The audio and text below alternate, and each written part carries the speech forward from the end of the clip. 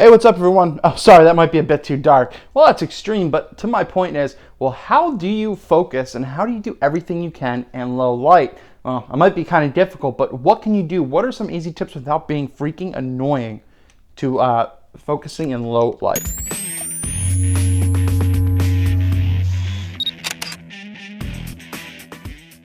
So you have your camera, you have your flash on, and you're going through dark environments, or you're outside, you're working with strobes, and you're trying to think, well, it's actually really kind of dark out here. What the heck am I supposed to do? Now, this doesn't take requiring a full shoot to show or actually really much effort past common sense. And why do I say that? I mean, it's a very, very popular question because when you're in an environment, you're trying to focus, all your lens is doing is hunting. It's not locking focus because it doesn't have any kind of highlights or anything to grab onto. So what do you do? Well, the first thing you'd have, and you can check out here, this is the IR, the infrared from the beam from on top of a flash, and most flashes have these. Now, this actually gives you an autofocus assist, and it'll send out beams, and you'll see like a red little thing of light come out, and guess what? It actually does work somewhat. I'd say probably maybe 85% of the time, because it's trying to give the camera something to lock onto, so it's communicating to do that. But once again, that's not always reliable. Well, what's next? Well, you actually have one. Before you even get into this, right here is you have a built-in autofocus illuminator assist.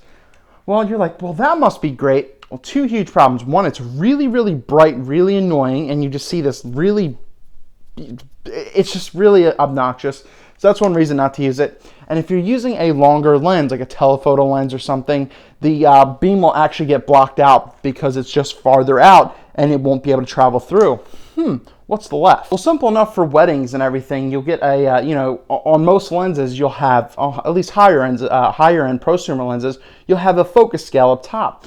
But what you can do, and for the most part, it really, really works, is you can set it to a certain distance away, and once you kind of get used to knowing what's in focus and everything like that, it'll work out. But what you can do is pre-focus. Now, once again, that can be difficult, it can change, you can vary, but using manual focus might really, really help in low light as well. It's probably a little better and more accurate, if you can't do anything. But one thing I like to do is take out my iPhone or take out someone's iPhone and just ask the model, hey, can you do me a favor? Can you light yourself up? So what I'll do, or I'll take any kind of light, even if I'm doing an outdoor shoot, if you have strobes, if you have anything, what I'll do is, hey, can you take my iPhone and do this? So I'll have the light really, really bright in their face. I'll go up, I'll go to take the shot, I'll be able to focus because it has a lot of light to lock onto. So you can use this as a torch light and it'll work. So that way you can pre-focus, you can get everything done, especially if you're on a tripod. You're not moving around, so once you get your focus, you're locked in. But say if you're doing a wedding, say if you're doing an event or something, really rely on, I like to manual focus more, but not a lot of people feel comfortable doing that for some reason. But just figure out a way to get light onto the subject somehow. If you're at an event or something like that, have your camera in the back. And I've done this before with a speaker, beforehand. I say, hey, let me get here. So boom, I'll have this here if it's on a lower light situation. And that way they can focus them. That way you can focus on the back. And you say, okay, thank you. And bam, done, simple. So use a little torchlight, use a flashlight, use something if you can't get any of the other options to work. I always want to stay away from the on-camera one because that one's really, really annoying.